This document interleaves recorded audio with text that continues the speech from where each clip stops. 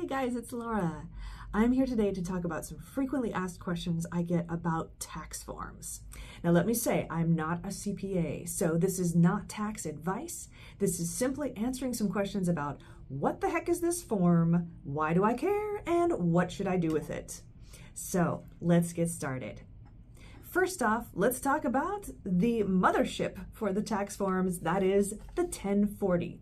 This is the form that you will file that is going to lay out your tax landscape. So if you think about the 1040 as a big basket, you have all kinds of compartments in here. And the stuff that you're getting in the mail needs to go inside of all of these little compartments in various ways, okay? Maybe that helps to think about it and simplify a little bit. A little bit of history on the 1040. There used to be 3 variations. There was the 1040EZ, the 1040A, and then just the long form 1040. Well, they've simplified things a little bit, and now there's just the 1040 and the 1040 SR.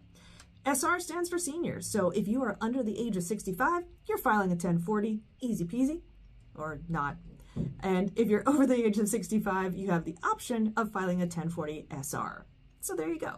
Now getting back to the idea that the 1040 is a basket with a lot of little compartments. Well, what are those compartments? Well, without diving into each individual line on the 1040, what I'm talking about are the schedules. There are 4 potential schedules that you might file with your 1040 depending on your situation. You might not need to file any of them, but here they are. There is a Schedule A. Schedule A is where you itemize your deductions. Now, a lot of people don't do this anymore because the standard deduction is pretty high. So a lot of people aren't itemizing to add up to a number that is over the standard deduction. But if you itemize, this would be things like your property tax, your charitable contributions, your mortgage interest, medical expenses. There are a lot of deductions that you can report on a Schedule A. There's a Schedule B. Surprising, right? This is where you report interest and dividends. So keep in mind this is taxable interest and dividends that you receive during that tax year. There's a Schedule C. Are you surprised that that's next?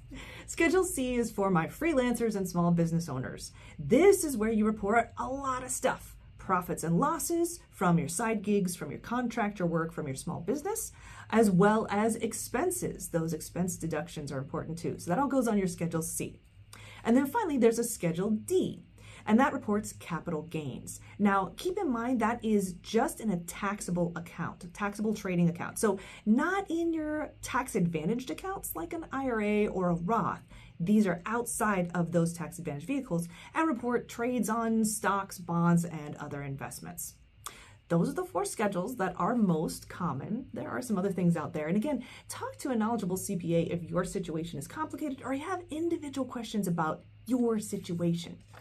Now let's get back to what do you put in all of these little boxes inside of your 1040 basket? These are the forms that are coming to you in the mail or in your inbox. So, pro tip, make sure that you have a folder to keep these tax forms. What do I mean by that? I mean your W-2s, your 1098s, your 1099s, your 5498s.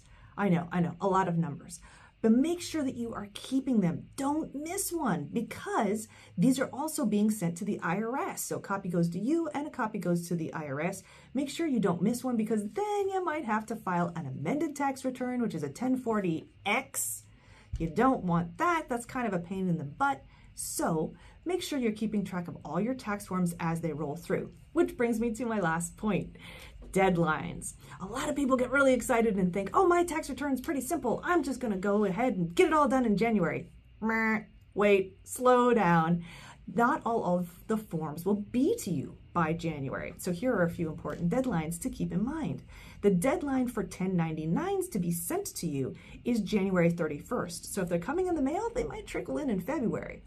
The deadline for 1098s is February 28th, so they're coming even later. And if you have the dreaded K1s, they always come late. That deadline is actually March 15th, 1 month before the tax deadline. Also, there's this weird little form called a 5498. That deadline is May 31st. That comes after your taxes are reported.